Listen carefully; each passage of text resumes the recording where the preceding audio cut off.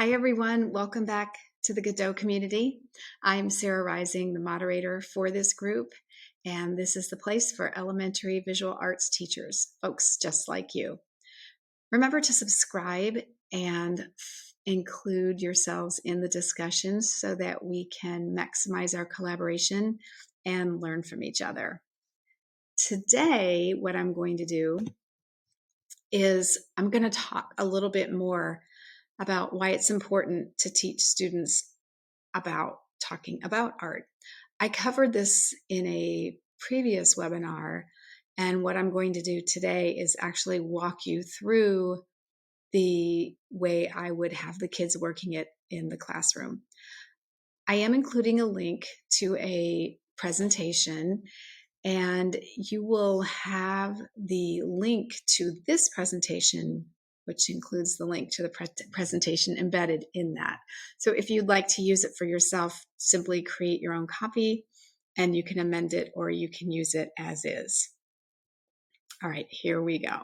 So this is about, like I said, visual literacy, and I'm tuning it more into the art critique and just how we do that in the classroom. And I'm using this with 2nd through 5th graders. I haven't done it with 1st grade yet. This is what the presentation looks like, and I mostly use the presentation to keep me on track, but also to show the kids a few things as well.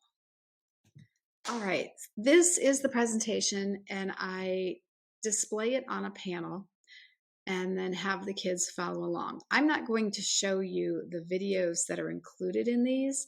I'm simply going to talk to you about it. So I start by explaining art criticism, and we preface this by talking about the word criticism. And as a group, I ask the kids, does criticism have a negative connotation or is it positive? And most of them typically respond that criticism is negative and that you're telling somebody something bad. So then I try to turn that around and explain that art criticism is a way for us to learn more about an artwork in discussions. And then we talk about how you need your eyes and your brain for art criticism. And then I show them this video. I'm not going to play the video, but if you've seen this before, and the link will be in the presentation, it's there's a panel of 3 adult art experts and then a little student that you can see here. And that student is shown a piece of art. And then they have to guess what she's trying to explain that she sees in the artwork. As you can imagine, the way she's doing her fingers, she's explaining Frida Kahlo.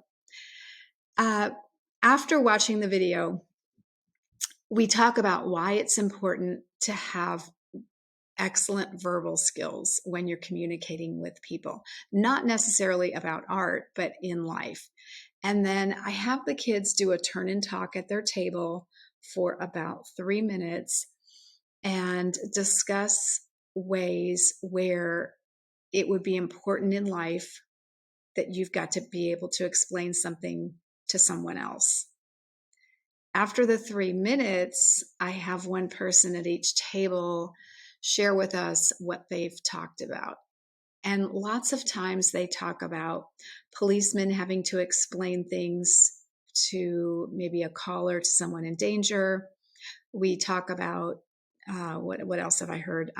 Where they're talking about doctors having to explain things. They talk about if you've lost something in your house and you're trying to explain to someone how to find it, or when you're giving directions, why it's important to be able to explain what you see. And then we go on to talking about visual literacy. And this is just more for me and for teachers.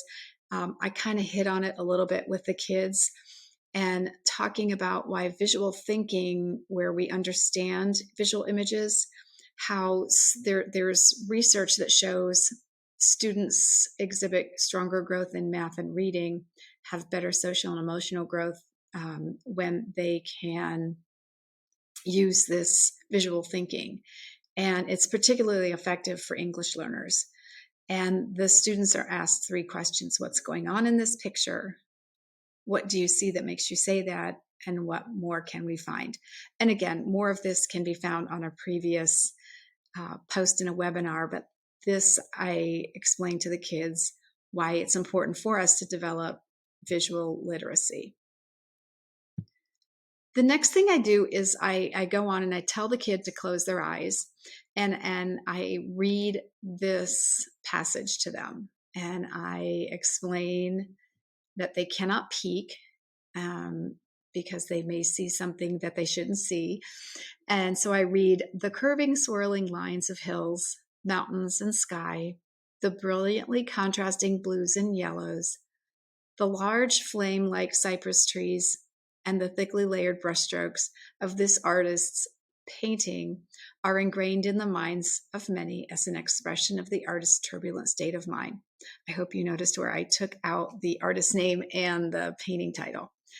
The artist had a subject of a blue night sky dotted with yellow stars on his mind for many months before he painted it in late June of 1889.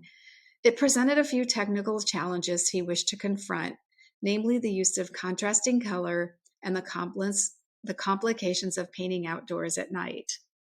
And then usually after I read that, the kids all shout out the correct title of the painting because they seem to know that. And then we talk a little bit further about why it's important to be able to explain this, and that possibly you could have a career where you are a writer and you're doing things like this, not necessarily with only art, but lots of things. If you're in marketing, you've got to explain a product.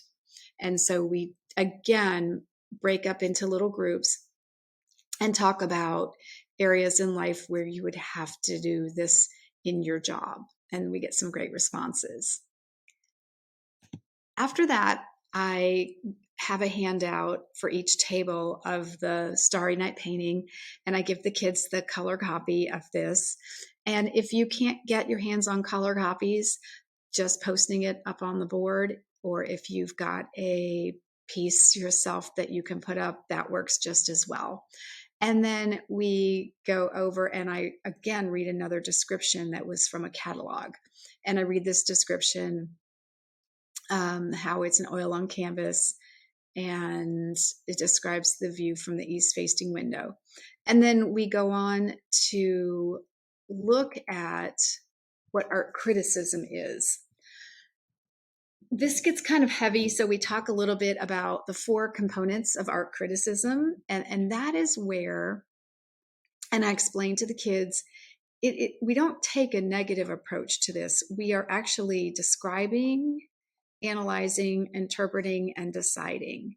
So I'm hoping to have them change their mind on seeing criticism as a negative and more of a way that we can talk about art, and then something we can also use to improve our art. So I assign each table, you're either going to describe, analyze, interpret, and decide. And then they take their piece of art and they go through these questions. And then I give them 3-4 minutes. And then we come back as a group and then share out our ideas. And this works out really well. It was really interesting when we got to one of my classes, one of the students, almost everybody liked the art, but one student, when asked if they liked the piece, they just thought it was way too much. I also go into detail with some close-up shots like this, where they can look and see what's going on in the painting. After we present this, and I'm not going to click on it now, I have this other image. If we click on the picture, you can see another illusion, but I'm not going to click on it right now. I'll let you be surprised if you come back and watch the presentation. So in a nutshell, we wrap up by talking about how art criticism can help us in the classroom. And I use the analogy of how when we're writing a paper, how we do revisions. Most of them have done that before. And then we talk about how art criticism can be used in a similar fashion, where let's say you have a painting of a fish in a fishbowl sitting on the table and you think you're finished, and then you show it to a couple of people in the classroom and you say, hey, what's going on in this artwork? What do you think this is? And someone may give you a response back that's totally different from what you intended. And we talk about how that can be an indicator that maybe you need to do something a little bit differently. So they can see how they can use the elements in the art and if they're doing it correctly, um, if they are interpreting what's going on, if other people have different interpretations. So in the end, I think it comes out to be a really good experience for everyone.